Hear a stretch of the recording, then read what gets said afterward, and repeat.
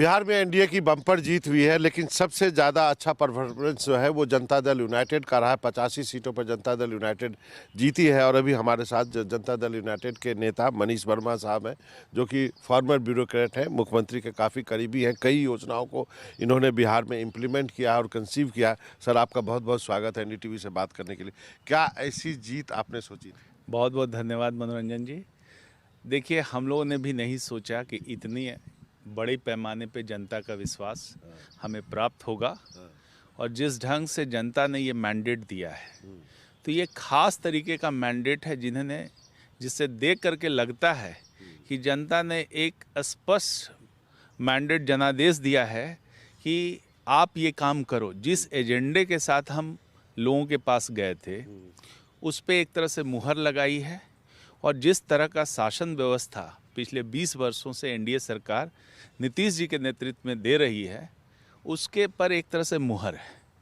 जिस तरह का काम हम लोग ने महिला सशक्तिकरण के क्षेत्र में किया, और आज ही नहीं बहुत सालों से लगातार जो करते आ रहे हैं, और जिस तरह से समाज में एक उनके जो सामाजिक स्तर में सुधार आया है, तो महिलाओं का जिस तरह से इस इलेक्शन में पार्टिसिपेशन रहा और 8% से ज़्यादा महिलाएं एक्स्ट्रा करके वो इसमें भाग लीं, तो ये तो अपने आप में एक एम्पावरमेंट का दिखाता है। इसका मतलब ये नीतीश कुमार की विक्ट्री है। नीतीश कुमार की सेना जो उन्होंने तैयार की, चाहे महिलाओं के रूप में हो, चाहे जो आपने पेंशन दिए 400 रुपया से बढ़ाकर 1100 रुपया किए, ये सब काम किया है ज़मीन पे। देखिए, ज़मीन पर जो काम हुए हैं, जिस तरह का सशक्तिकरण का काम हुआ और बहुत दिनों से होता रहा है, तो जो नीतीश कुमार की छवि है महिलाओं के बीच में, वो बहुत क्लियर है। ये एक समाज में बदलाव लाने का इन्होंने काम किया है। नॉर्मली राजनीतिक सत्ता से समाज में परिवर्तन नहीं आते हैं, लेकिन 20 साल जो लगातार काम होते रहे हैं, तो उसका असर समाज पे पड़ा है। और आज देखिएगा कि बिहार में महिलाओं की स्थिति है वो पहले से बहुत बेहतर हुई। क्या ये भी सच्चाई है कि चूंकि नीतीश जी का ये अंतिम चुनाव होगा प्रोबेबली, तो थैंक्स गिविंग भी था जनता की तरफ से? देखिए, हम तो ये नहीं चाहेंगे कि इसका अंतिम चुनाव कहा जाए, बल्कि हम तो ये चाहेंगे कि नीतीश जी और स्वस्थ रहें, दीर्घायु हों, और मजबूती से हम तो चाहेंगे कि बिहार को उनका नेतृत्व और मिलता रहे। और यदि जो चीज़ें पॉजिटिव चीज़ें हैं, यदि वो कंटिन्यूएशन में होती रह रही हैं, तो उससे जनता का लाभ मिलता है। और जो नीतियां हैं जो चली आ रही हैं, चाहे आप लॉ एंड ऑर्डर का लीजिए, चाहे आप सोशल सिक्योरिटी का लीजिए, चाहे इंडस्ट्रियलाइजेशन का लीजिए, चाहे शिक्षा स्वास्थ्य जहां भी लीजिए, इंफ्रास्ट्रक्चर का लीजिए, तो हर जगह नीतियों में कंटिन्यूटी है। तो क्या मुख्यमंत्री नीतीश बाबू ही बनेंगे एक बार फिर से? कोई इसमें शक शुबा नहीं है, होना चाहिए? देखिए, ये तो आगे का प्रोसीजरल मामला है। आप आगे का प्रोसीजर नहीं, सुनिए ना भाई, वो तो प्रोसीजरल मामला वो लोग बोलते रहे हैं। लेकिन जिस तरह से मैंडेट मिला है, जिस तरह से लोगों ने खुल करके किया, और महिलाओं ने खास करके वोट दिया है, तो एक तरह से नीतीश जी का चेहरा को उन्होंने इंडोर्स किया है। और मोदी जी हों और नीतीश जी हों, ये दोनों ऐसे मजबूत चेहरे हैं जो इस चुनाव में थे, और लोगों ने इन पे मुहर लगाई है। और गठबंधन के साथी जितने भी नेता हैं, सब लोगों के चेहरे पे एक तरह से मुहर है। और ये एनडीए को दिया हुआ मैंडेट है। तो एनडीए का जिस तरह से मैंडेट मिला है, और जो नेतृत्व था वो नीतीश जी का नेतृत्व। मतलब कहते हैं नीतीश कुमार का मैंडेट है।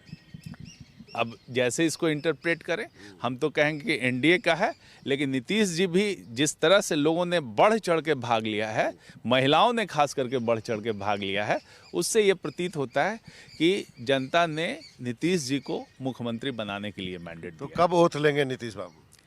अब जैसे समय आगे, तो अभी प्रोसीजर्स होने हैं, होने के बाद लिया जाएगा, डेट तय होगा। अभी डेट तय नहीं हुआ है। इसमें कोई शक शुबा नहीं है कि नीतीश बाबू फिर से ओथ ले रहे हैं, और इस बार रिकॉर्ड होगा जब वो ओथ लेंगे? तो देखिए, अभी तक तो जो है, मुझे तो लगता है कि एकदम नीतीश बाबू ही ओथ लेंगे। नेचुरल है ये, और इसमें हमें कुछ नहीं लगता इस तरह से।